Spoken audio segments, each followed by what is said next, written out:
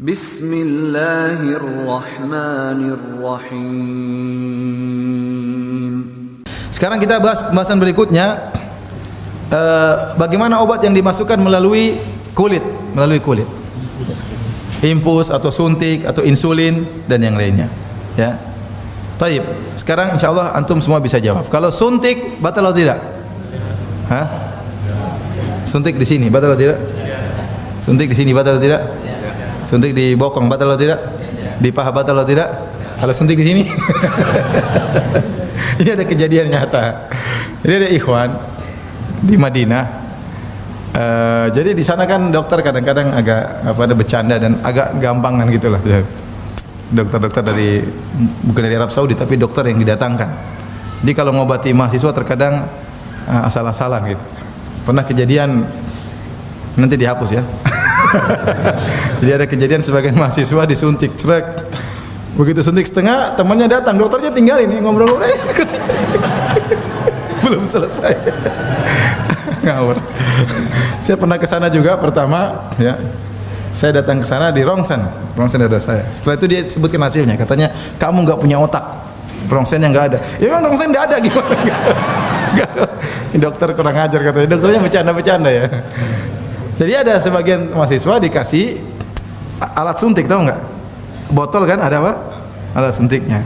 Dia nggak ngerti, dia buka, dia tumpah, dia minum. Padahal itu dikasih alat suntiknya, suruh nyuntik sendiri, sedot suruh nyuntik sendiri. Ke dokternya ngawur, tapi begitu. Jadi dikasih, kan harusnya dokter yang suntik. Mungkin dokternya buru-buru nih, kamu suntik sendiri, tapi dia nggak paham prosedurnya. Dia buka itu, dia minum. Jadi kalau suntik di mulut batal memang. Tapi kalau suntik di sini tidak membatalkan, karena itu bukan saluran ke lambung, tapi dia langsung ke darah, dan tidak ada kelezatan di situ, tidak ada kelezatan. Dan dia niat memang bukan untuk menguatkan, tapi untuk pengobatan. Paham?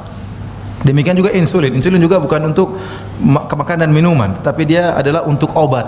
Oleh karena suntik insulin pendapat yang kuat tidak membatalkan apa? Puasa. Demikian juga suntik-suntik yang lain. Yang jadi khilaf kuat di kalangan para ulama adalah kalau memakai infus. Karena infus ini ada nilai makanan dan minuman. Kita tahu para dokter mengatakan infus ini pengganti makanan dan minuman. Maka dari sini khilaf kuat di kalangan para ulama. Kalau suntik biasa tadi enggak, khilafnya lemah. Tapi jadi masalah tatkala infus, apakah dia makanan dan minuman? Maka sebenarnya ulama mengatakan iya, dia makanan dan minuman dalam bentuk yang lain. Memang tidak masuk ke lambung, tapi dimasukkan ke darah sebagai fungsi makanan dan minuman. Dari sini berarti infus itu membatalkan apa? Puasa. Dan ini pendapat yang kuat. Sebenarnya mengatakan tidak membatalkan puasa karena tidak terpenuhi persyaratan. Ingat yang dilarang oleh Allah makan dan apa? Minum. Ini tidak dikatakan makan. Saya bilang ini makanan, ini tidak ada. Memang fungsinya seperti makanan, tapi tidak ada kelezatan didapatkan oleh seorang.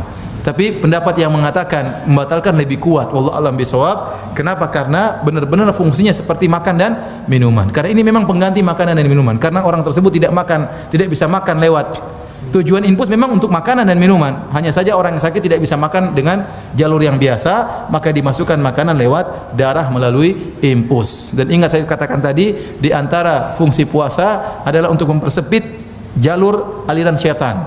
Ya, dan tatkala karena orang berpuasa dia kurang makan sehingga syahwatnya berkurang karena aliran syaitan menjadi sempit. Nah, tatkala dia mengisi darahnya dengan infus, ini memperkuat dia. Jadi wallahu a'lam bishawab, yang benar infus membatalkan apa? Puasa. Lagi pula orang yang diinfus biasanya orang sakit. Kalau sakit sudah batal aja, enggak usah paksa apa? Puasa. Saya ulangi lagi pula, orang yang biasa diinfus biasanya orang sakit. Apa ada orang sakit, orang sehat diinfus? Jawabannya tidak ada. Orang yang diinfus biasanya orang yang sakit. Nah, kalau orang yang sakit dibolehkan untuk berbuka. Wa man kana minkum maridan aw ala safarin fa iddatun min ayyamin ukhra. Barang siapa di antara kalian yang bersafar atau sakit, silakan berbuka. Jadi pendapat yang kuat infus itu membatalkan puasa.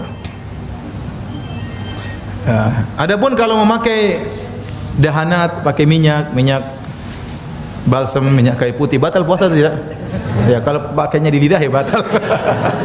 Tapi kalau pakainya di sini, di paha enggak jadi batal. Ini semua bukan saluran makanan dan minuman, tidak sampai kepada lambung. Waltakum minkum ummatun yad'una ilal khairi wa ya'muruna bil ma'ruf wa yanhauna 'anil munkar وأولئك